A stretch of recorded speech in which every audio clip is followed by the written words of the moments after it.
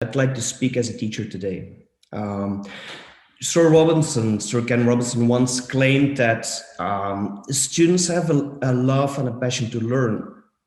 And I would like to add to that students really prove that they are concerned and that they have a passion for environment as well. They're eager to know more about this. And I don't think we need to force them to educate them about climate and sustainability, which is everything, as Alison claimed. And education is key. And it's important to know that we need to teach our students in an authentic way. And we can all agree that we need to act now, really now. Um, and it's a misconception that it would take too long as a solution to teach students, because they will start acting now, they will start influencing their friends, their parents, and it's a change bottom up. We need a change both of those, like top down and bottom up. But for that, when we speak about education, we need a different pedagogical approach. What do we really want? Do we students being able to memorize a definition about climate change? Or do we want students being able to come up with real working solutions and taking meaningful actions? Well, I would say we need both. In order to call on governments, we need our students to be well informed. Knowledge is important, but we also want to go that extra mile, and that requires a different pedagogical approach, basically. And that is something what is really tough for certain countries. Some countries have real issues with project-based learning, shifting to skills, etc., etc. Other countries don't really have issues with those. But we already mentioned the gap, and Tony Wagner once mentioned a huge gap between getting a degree and finding a job. And he addressed a lot of skills, which are basically the same skills as are on the list of the World Economic Forum for the skills we need by 2030. So how to teach about this? How to teach about empathy? Well, I think, and it was mentioned before, the community of practice, even on a global scale, collaboration is key, mentioned by Gail as well. It was already mentioned, but how to do that? Well, I think technology already allows to connect students from across the world, allowing them not only to explore, but also come up with solutions, learn in a very authentic way, because climate change is very different in different areas, and yet plastic is an issue everywhere. There has been research that there's plastics, microplastics in 80% of tap water on a global scale.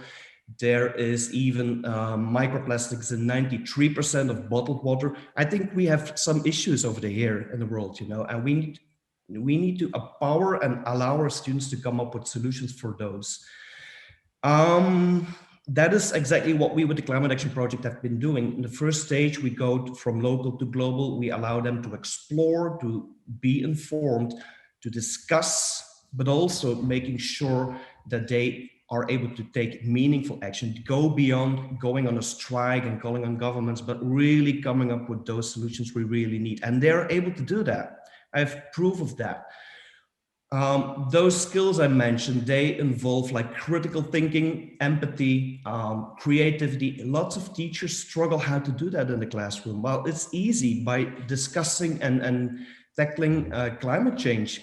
When you want to tackle critical thinking, just take one website with fake news about climate change. When you want to bring empathy in the classroom, how to do that? Well, set up a call with students in Sierra Leone, where in one classroom died 2 students because of mud floodings.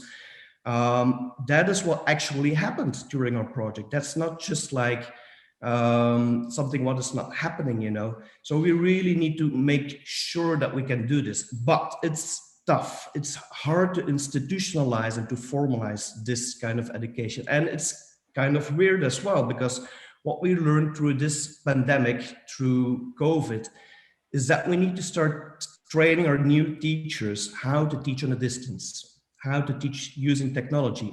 Agree?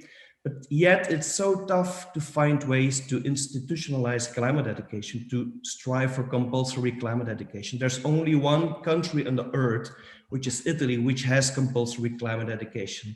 I have been in a task force set up by the Ministry of Education in Belgium, climate and education. It took us 10 weeks to come up with one definition for climate change. So we didn't come up with a solution how to teach about it and how to bring this into formal education. It took us so long, and it is tough. It's really hard to come up with a good framework and the good information which is solid. But we have to do this. We have to go beyond those definitions. We have to make sure that we allow our students to do more. And in the end, I think it's important to know that this is not really about being informed. This is about a change of behavior, and with that, a change of mindset of society as well. And to end, just to address Anne Snick, she had a question about the SDGs being a good framework for education. Well, I think yes, the SDGs are a good framework. I think some areas are still lacking. We need a few more SDGs maybe, but I think the crucial part to add to those sustainable development goals is pedagogy for a teacher. That is the starting point of everything.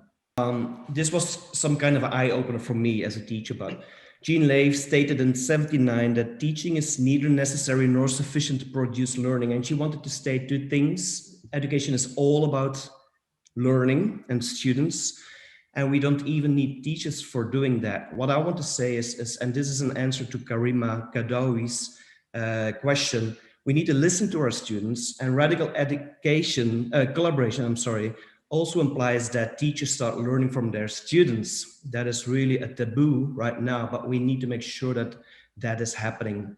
Second, very brief anecdote. When I was speaking to students in China, they booed on a video about Greta Thunberg.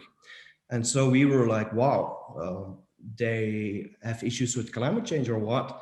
They're not open to learning about it, but it was just culture. They are not used about girls being angry to elder people and to their parents, but they were really open and concerned about climate. That one thing I want to add to this is that culture is often disregarded in research. We always try to find one solution when it comes to education and climate, but we have to focus more on different areas because they all require a different approach.